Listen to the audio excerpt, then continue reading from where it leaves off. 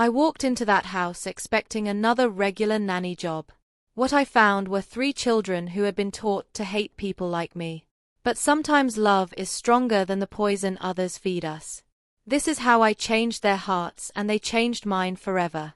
Before we dive into this incredible true story that will restore your faith in humanity, make sure to subscribe and hit that notification bell.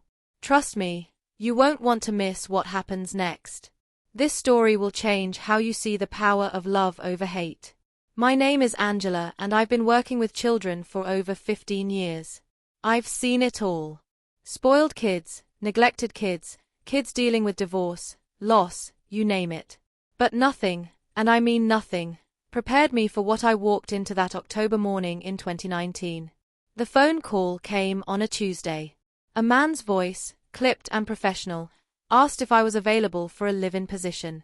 The pay was generous, more than I'd ever been offered. Something in his tone made me hesitate, though. He kept emphasizing that the children had behavioral issues and that previous caregivers hadn't worked out. When I asked what kind of behavioral issues, he went quiet for a moment before saying, "They've been through a lot. Their mother passed away last year, and they're resistant to new people." I should have asked more questions. I should have trusted that little voice in my head that said something wasn't right. But the money was good. And honestly, I thought I'd handled difficult children before. How hard could it be? The house was in one of those neighborhoods where the mailboxes cost more than most people's cars. Massive colonial-style mansion, perfectly manicured lawn, the kind of place you see in magazines. As I pulled up the circular driveway, I noticed the curtains twitch in an upstairs window. Someone was watching. The housekeeper, Mrs. Henderson, answered the door. She was a small, nervous woman who kept glancing over her shoulder as she led me through the marble foyer. "The children are particular," she whispered. "Don't take anything they say personally. They've been through a lot." That phrase again. I was starting to wonder what a lot actually meant. Mr. Williams appeared at the top of the grand staircase, tall, well-dressed, but carrying himself like he had the weight of the world on his shoulders. His handshake was firm, but his eyes were distant, like he was looking through me rather than at me. "Miss Angela," he said, and I could hear the exhaustion in his voice. "Thank you for coming. The children are in the playroom. I should warn you. Don't expect them to warm up to you quickly." As we walked through the house, he gave me the basics. Tommy was 12, the oldest, and had been acting out at school. Grace was 9, quiet but defiant. Little Ben was 6, the baby of the family, but had developed some troubling behaviors since his mother's death. "They miss their mother terribly," he explained, stopping outside a closed door. "She was very involved in their upbringing, very particular about their values and beliefs." The way he said values and beliefs made my stomach clench, but I pushed the feeling down. These were grieving children. Whatever they were dealing with, I could handle it. I'd handled difficult situations before. The playroom door opened, and 3 pairs of eyes stared at me with a coldness I'd never seen in children before. Tommy, the oldest, was the first to speak. What came out of his 12-year-old mouth made my blood run cold. Words I won't repeat here. Slurs and hatred that no child should even know, let alone use. Grace, the 9-year-old, giggled at her brother's words and added her own venom. Even little Ben, barely 6 years old, was looking at me with disgust that had clearly been taught to him. Mr. Williams cleared his throat uncomfortably. "Children, this is Miss Angela. She'll be taking care of you for a while." Tommy crossed his arms and said something so hateful, so specifically targeted at my race that I actually took a step back. Mr. Williams barely reacted. "Tommy, that's enough," he said weakly. But there was no real authority in it. No consequence, just tired resignation. That first week was hell. I'm not going to sugarcoat it. These children had been programmed to hate me, and they were very good at it. They refused to eat meals I prepared, dumping food on the floor while staring me straight in the eye. They forgot to flush toilets after using them, leaving messes they knew I'd have to clean. Tommy would walk by and mutter slurs under his breath. Grace would ask pointed questions about why I looked different, using language that made my skin crawl. Ben, the youngest, would run away whenever I entered a room, screaming like I was some kind of monster. The worst part wasn't even the children's behavior. It was the gradual realization of where it was coming from. Through overheard phone calls and conversations with Mrs. Henderson, I pieced together the story.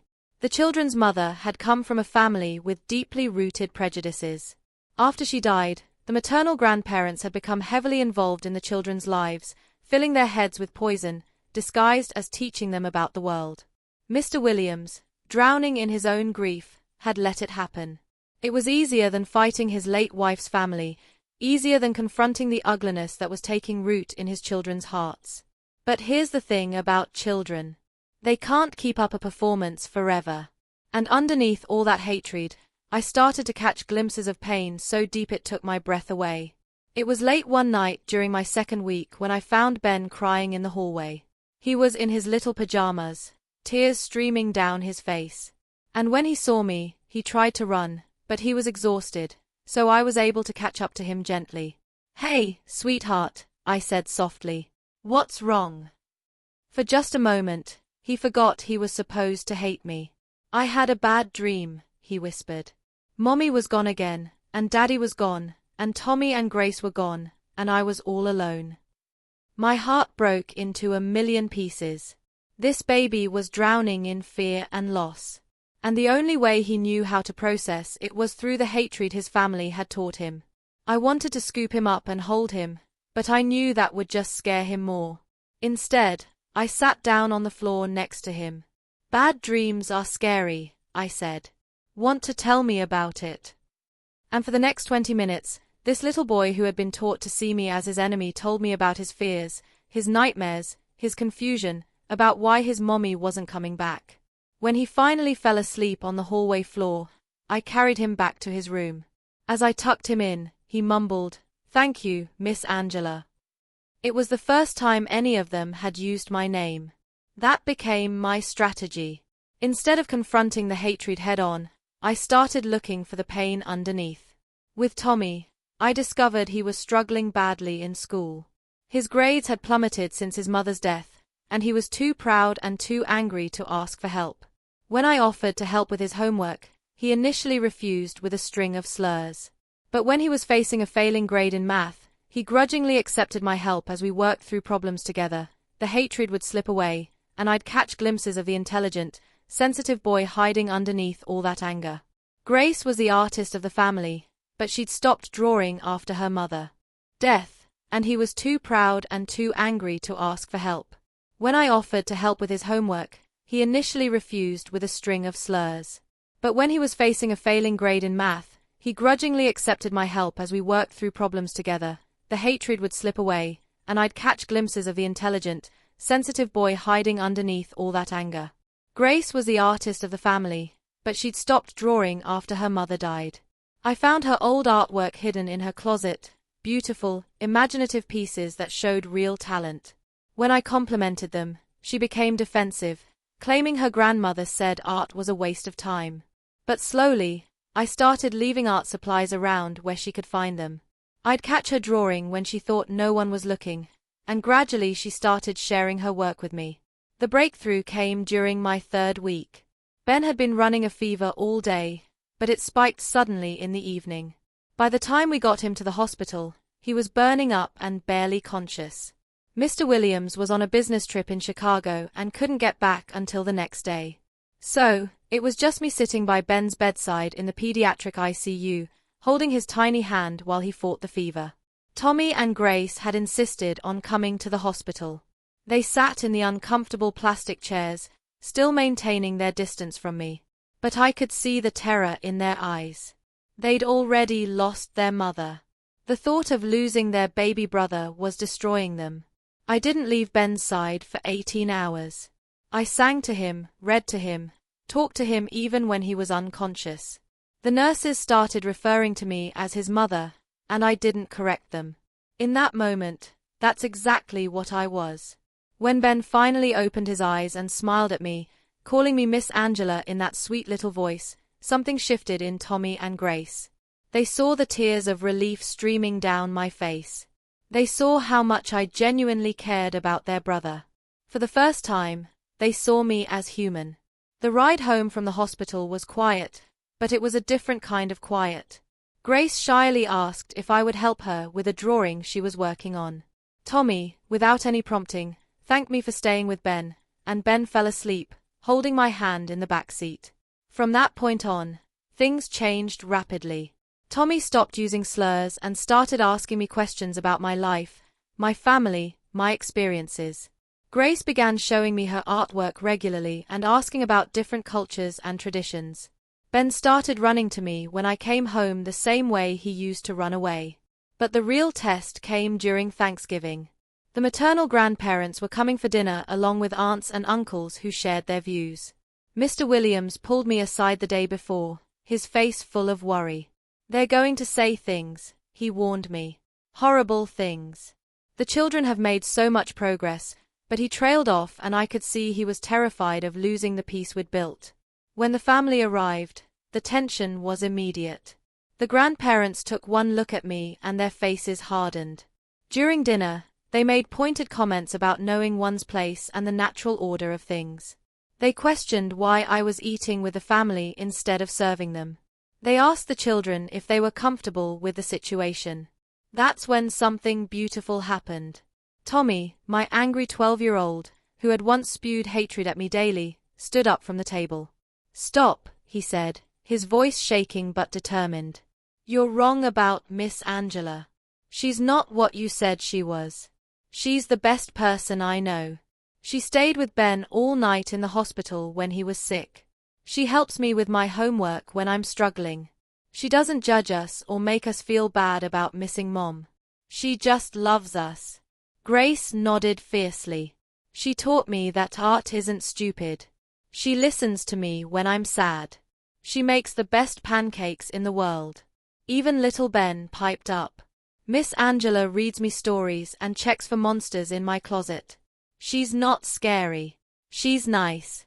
The silence that followed was deafening. Mr. Williams looked at his children, then at his in-laws, and I saw him make a choice. "The children are right," he said firmly.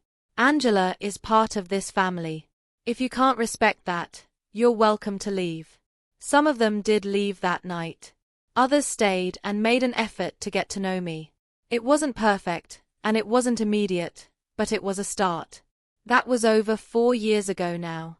Tommy is 16 now and he volunteers at a community center in downtown Atlanta, mentoring younger kids from all backgrounds.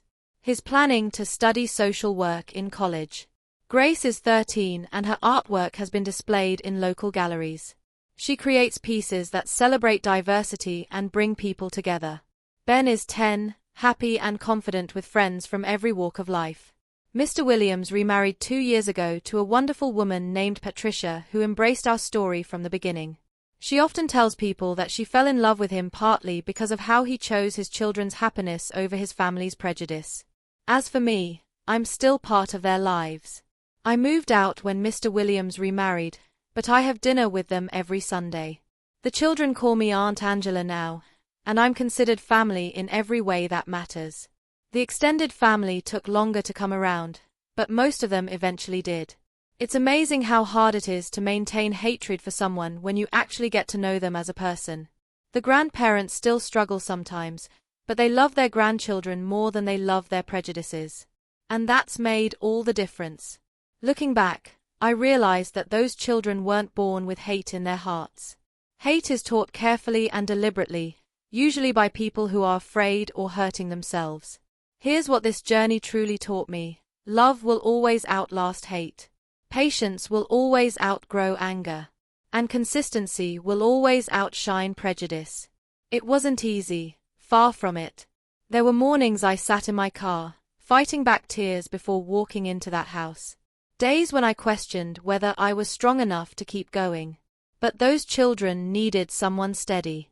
Someone who would love them unconditionally while still holding them accountable. Someone who would show them a different way to see the world. And somewhere along the way, something beautiful happened. They changed me just as much as I changed them. They taught me resilience. They showed me the power of second chances. They reminded me how quickly a heart can begin to heal when it's met with real, consistent love.